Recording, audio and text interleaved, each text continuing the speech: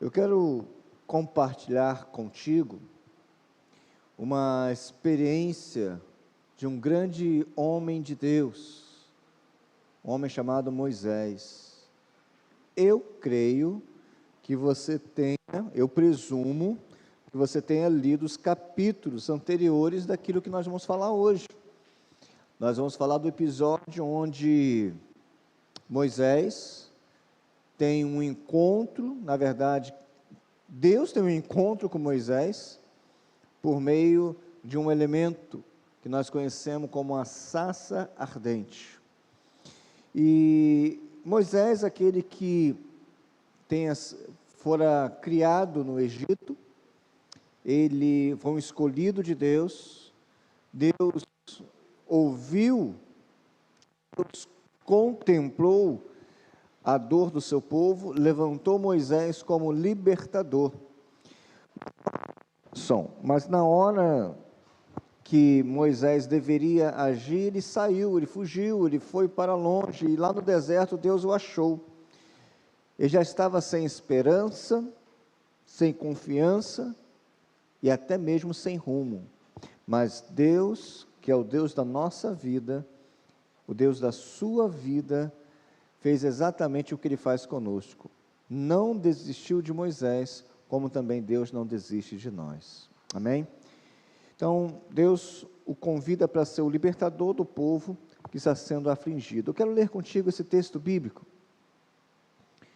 Quero ler contigo o texto da narrativa, texto de Êxodo, capítulo 3, verso 1 e seguintes. Diz assim: Moisés pastoreava o rebanho de seu sogro Jetro, que era sacerdote de Midian. Um dia levou o rebanho para o outro lado do deserto e chegou a Horebe, o monte de Deus. Ali o anjo do Senhor lhe apareceu numa chama de fogo que saía do meio de uma sarça. Moisés viu que, embora a sarça estivesse em chamas, essa não era consumida pelo fogo. Que impressionante, pensou. Por que a sarça não se queima? Vou ver isso de perto. O Senhor viu que ele se aproximava para observar, e então, no meio da sarça, Deus o chamou: Moisés, Moisés. Eis-me aqui, respondeu ele.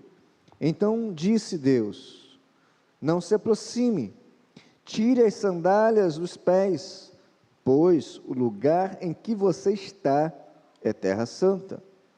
Disse ainda: eu sou o Deus de seu pai, o Deus de Abraão, o Deus de Isaque, o Deus de Jacó. Então Moisés cobriu o rosto, pois teve medo de olhar para Deus.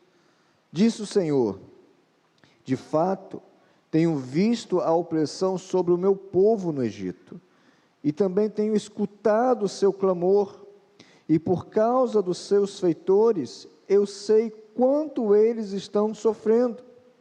Por isso, desci para livrá-lo das mãos dos egípcios, e tirá-los daqui para uma terra boa e vasta, onde manam leite e mel, a terra dos cananeus, dos hititas, dos amorreus, dos fariseus, dos heveus, dos jebuseus.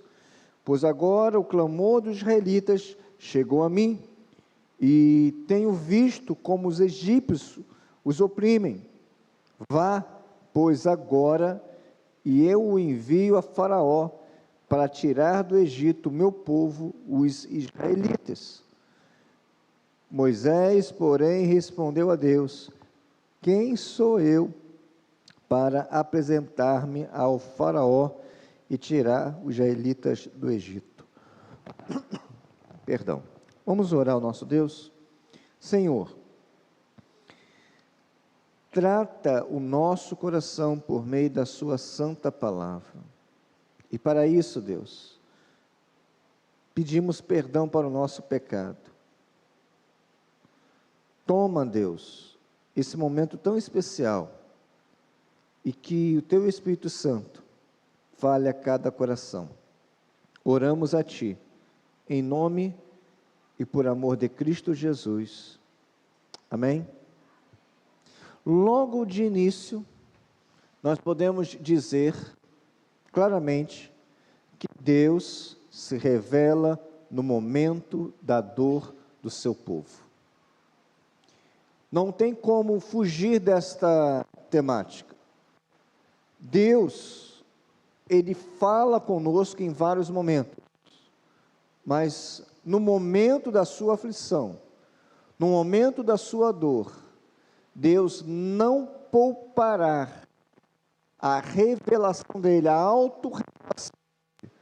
Deus não poupará com que você o conheça em meio às dificuldades. O quadro é o seguinte: o povo de Deus está sofrendo lá no Egito. Um homem de Deus está sofrendo, Moisés. O futuro é totalmente acinzentado, sem esperança. Quando nós olhamos para tudo que o texto nos traz, nós percebemos que Moisés está numa luta com Deus, decepcionado com Deus. Ele larga tudo. Ele não é mais o príncipe do Egito. Ele abre mão de tudo aquilo, vai para Midian, e ali ele começa uma nova vida. De acordo com alguns estudiosos, ele fica 40 anos ali naquela região. Ele não quer mais saber de igreja. Ele fala o seguinte: não vou mais à primeira igreja batista em Itabaiana, não quero mais saber de igreja, não quero mais saber de pessoas, não quero mais saber de Deus, eu estou decepcionado com religião, eu estou decepcionado com tudo. Ele até foi trabalhar numa firma terceirizada de cuidador de ovelhas. Ele foi trabalhar em Midian. Ele desistiu do seu chamado. Ele chutou o balde. Mas não é assim que acontece às vezes conosco? Quantas vezes você já pensou, ou até mesmo já desistiu de Deus e da sua obra? Quantas e quantas vezes você ficou ali no impasse com o Senhor e falou: não quero mais isso para a minha vida? Foi isso que Moisés fez. Mas uma coisa eu digo, e pode ter certeza: Deus não desiste de você. Deus nunca desistirá de você. Isso me lembra uma canção que os mais antigos vão lembrar. Permita-me recitar. Se você já pensou em desistir, tenha fé e não pare de sorrir. Você vai ver que o inimigo não vai entender, que o crente, até mesmo chorando, ele canta. Já que começamos, vamos continuar. Se chorar, chora aos pés do Senhor. Tem Jesus como seu consolador. Teu sofrer uma noite até pode durar, mas o crente sabe que a vitória vem pela manhã. Cante assim: vou seguir os passos de Jesus, vou levar comigo a minha cruz. Se espinhos querem, eu vou descansar nos braços de Jesus. Deu vontade até de cantar, não deu? Vou trocar aqui o microfone. Irmãos, o Senhor é aquele que cuida de nós em todos os momentos. Se você realmente pensou em desistir, lembre-se de Cristo. Lembre-se da cruz de Cristo. Lembre-se dele caminhando, fazendo o trajeto da Via Crucis, chegando até o Gólgota, e ali sendo pregado no madeiro. Ele não desistiu, por amor a mim, por amor a você. Então não desista, porque o Deus Todo-Poderoso está contigo em todos os momentos. Uma outra grande verdade matemática que esse texto aborda aqui é Deus e a sua obra.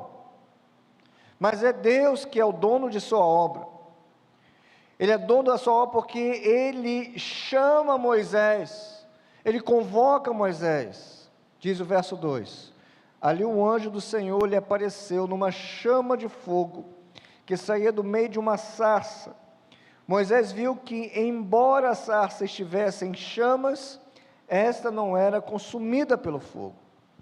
Duas questões iniciais temos aqui. Primeiro fato, Moisés observa o quê? O episódio da sarça. Moisés estava numa região desértica, e que tinha muitos arbustos, e que de quando em quando queimavam, uma autocombustão, e por causa do calor excessivo, isso era algo relativamente normal, algo que não deveria reter a atenção de Moisés. Uma aplicação para as nossas vidas. Em meio aos desertos, e nós passamos por desertos, sim ou não? Passamos por desertos. Em meio, e eu falo agora, em meio aos nossos desertos, temos que prestar atenção, sabem em quê? Nos detalhes. E são nesses detalhes que Deus deseja falar conosco. É por meio dos detalhes que Deus quer falar contigo.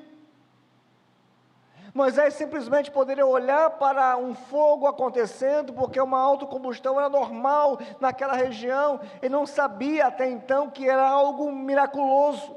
Ele só estava vendo um fogo, mas ele observa. No meio do deserto, fique com seus olhos espirituais abertos, atentos, tentando perceber os detalhes daquilo que Deus quer trabalhar em nós. Segundo fato, o que detém a atenção de Moisés é a sarça não ser destruída pela chama. Aí sim é algo que chama atenção. Um fogo acontecendo, toda hora a gente passa, tem alguém queimando alguma coisa, sim ou não? Verdade, tem alguém queimando. Mas a grande questão é que aquilo que estava sendo queimado não estava sendo consumido. Há um simbolismo aí. O fogo quase sempre quer dizer resplendor. Em outro momento fala sobre glória, fala sobre pureza, fala sobre poder. O fogo normalmente destrói, mas não nesse caso. Na vida do povo de Deus, do homem de Deus, da mulher de Deus, o deserto não é um elemento de destruição, mas um elemento que forja o nosso caráter. É nesse momento que o Senhor vai tratando o nosso caráter. Deus usa um elemento simples, a sarça, para mostrar a sua grandeza. A sarça é um arbusto, um mato, e assim é conosco. Deus usa pessoas imperfeitas para mostrar a sua perfeição. Deus não permite que passemos nesta vida sem a orientação necessária, senão Deus não seria um Deus justo. Ele nos orienta, deixou a sua palavra. O fogo que deveria fazer da sarça somente um amontoado de cinzas, destruindo tudo, foi o que conseguiu chamar a atenção de Moisés. Eu digo, algumas chamas surgem para que possamos dar atenção à voz de Deus. Se aquele fato não acontecesse, provavelmente Moisés passaria por aquele lugar sem dar atenção a nada, porque não existia nada. Mas a sarça começou a pegar fogo, e não foi consumido, e foi por meio desse elemento, dessa chamada teofania, Deus se apresenta a Moisés e fala com ele. Deus pode tomar um arbusto insignificante e fazê-lo arder e transformá-lo num milagre. Era exatamente isso que desejava fazer com Moisés. Alguns estudiosos veem esse fato aqui da sarça ardente, uma imagem de Israel como nação, a luz de Deus para o mundo, perseguidos, porém não consumidos. Pode ser. Como povo de Deus, também nós somos perseguidos, mas não somos destruídos, porque o Senhor está conosco. O Senhor é aquele que guerreia por nós, o Senhor é aquele que cuida de nós, o Senhor é aquele que intervém em nossa vida, intervém na nossa história, é o Senhor que nos dá os livramentos, é o Senhor que mantém lá o nosso armário abastecido, é o Senhor que nos faz levantar e dormir todos os dias, Ele que nos sustenta. No entanto, a sarça ardente também era um retrato do que Deus havia planejado para Moisés. Ele era frágil, um arbusto frágil, mas Deus era o fogo que lhe dava poder, irmãos. Nós não temos força, mas a força vem de Deus. Nós somos frágeis, nós somos limitados, nós somos fracos. Ai de nós, se não fosse o Senhor. Pecadores, como diz o apóstolo Paulo, miserável homem que sou. Nós não temos nada a não ser a graça de Deus sobre nós. Se olharmos lá a composição que está lá em Gênesis, nós somos barro, um sopro de vida. Sem o sopro de vida, nós não temos nada. Assim também era Moisés, estava lá, vivendo a sua vida, longe do chamado de Deus, até que Deus se apresenta a ele, através de um arbusto, em que Deus faz com que o fogo aconteça, mas não destruindo, mas mantendo aquele arbusto ali. Aquele arbusto era para estar em cinzas, a nossa vida era para estar em cinzas, mas é o Senhor que tem sustentado. O que seria de nós se não fosse o Senhor? O fogo consumidor de Deus já teria acabado conosco, mas é o Senhor que tem preservado.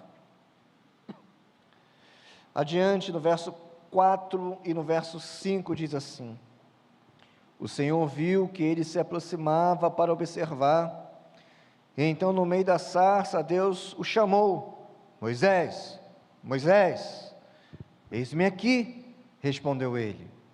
Então disse Deus: não se aproxime, tire as sandálias dos pés, pois o lugar em que você está é terra santa. Uma grande lição: Deus se apresenta em sua santidade. Deus não oculta, não esconde quem Ele é. Como diz lá no texto de Isaías: Santo, Santo, Santo é o Senhor, o Deus Todo-Poderoso. É caráter de Deus, é personalidade de Deus, é um atributo, é uma qualidade daquilo que Ele é. Ele é santo. Ele não é aquele que age em santidade, Ele é a própria santidade. E Moisés entende que está diante de um Deus santo. E o que Moisés faz? Tira as sandálias dos seus pés.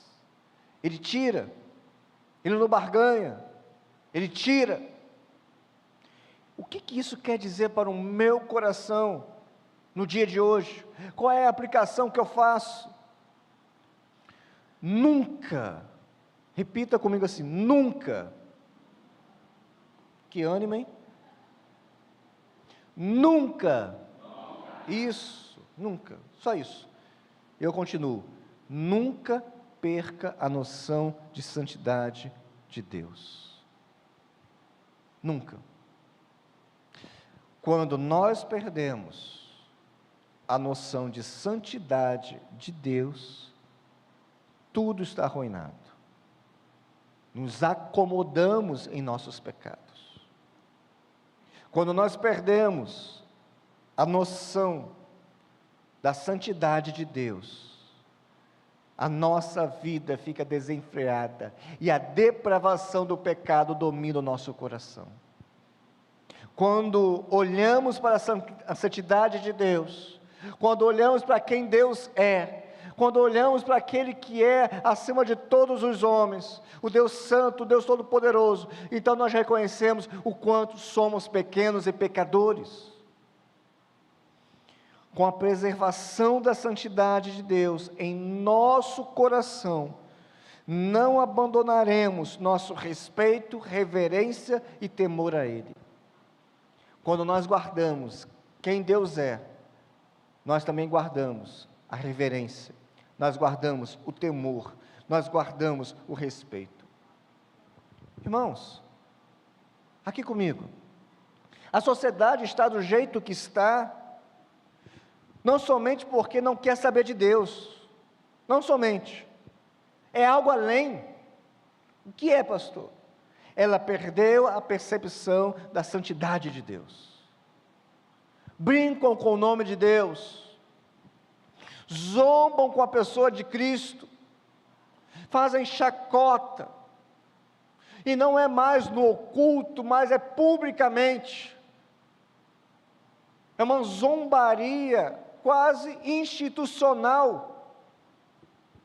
A falta de consciência da santidade de Deus é o maior e mais profundo abismo que um homem pode cair.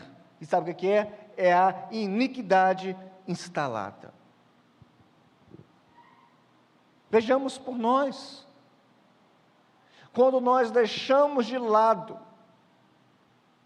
quem Deus é, quando nós abandonamos a pessoa de Deus, o seu caráter, a sua santidade, nós vivemos uma vida que não tem mais limites. Aí você pega um camarada que frequentou uma igreja, você pega um camarada que ouviu falar de Cristo várias e várias vezes, você pega uma pessoa que esteve presente na comunhão do povo de Deus, mas que não vivenciou o caráter de Deus na sua santidade. A pessoa sem Deus é capaz de tudo. A pessoa sem Deus, sem a noção da santidade de Deus, faz atrocidades. Vive essas ideologias como se fosse algo normal. Começa a combater o que é certo, fazendo no seu coração o errado emanar de maneira correta. Começam a viver de maneira com que aquilo que era certo passa a ser errado. Irmãos, começa a ter destruição dos valores morais, éticos e espirituais. Isso vai entrando na família, isso vai entrando no trabalho, isso vai entrando nas nossas mentes, na nossa consciência. É como aquela música que é repetida, e você toda hora se depara ouvindo, e na primeira impressão você fala que coisa horrível, daqui a pouco o seu ouvido começa a acostumar, e daqui a pouco a sua mão está batendo, porque você está acostumando com aquilo, e essa sociedade está acostumada a viver o ritmo do pecado. Mas o Senhor nos chamou para sermos santos. O Senhor nos convocou para vivermos conforme a imagem dEle. Nós somos e devemos ser santos num mundo perdido.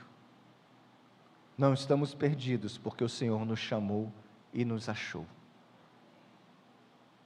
Não somos melhores do que ninguém, mas uma coisa é certa: aquele que é santo nos chamou para vivermos em santidade, em novidade de vida, numa vida diferente do que esse mundo pode apresentar, numa bandeja.